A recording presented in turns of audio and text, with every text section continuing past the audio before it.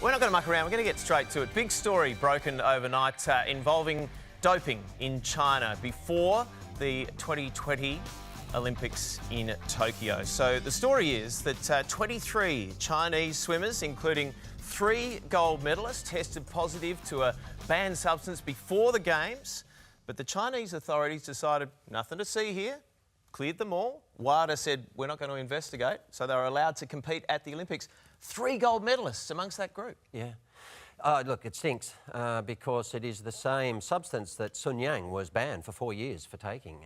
And the fact that it's taken so long to come out now, I think Australian athletes rightly and athletes all around the world have a right to be outraged about it and to say, how's this occurred? You've got a mass group, you've got 23, right? And there's also evidence, of course, with Sun Yang, Tubby and Chloe, that this kind of behaviour's been prevalent before in the team.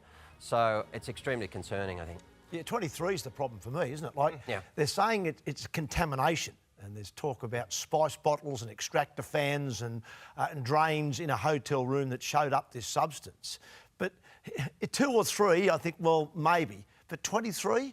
Yeah. I think that's way too many. So that's the alarm bells are certainly ringing for me, and I think for most people who want to see a clean Olympic Games. And I think it's almost like strength in numbers with the fact that it's been 23. As an athlete, it's drilled into you over and over and over again. You are responsible for what is in your body, what you're ingesting. And so the fact that there's 23 athletes and it's almost been this blanket rule that there was just contamination, the athletes don't actually need to prove that they haven't ingested a substance knowingly or unknowingly, there's definitely some alarm bells. It is an unfolding story. Swimming Australia has just released this statement in the last few minutes, in fact. At this stage, we are making our own inquiries with World Aquatics until we know more. We aren't in a position to comment.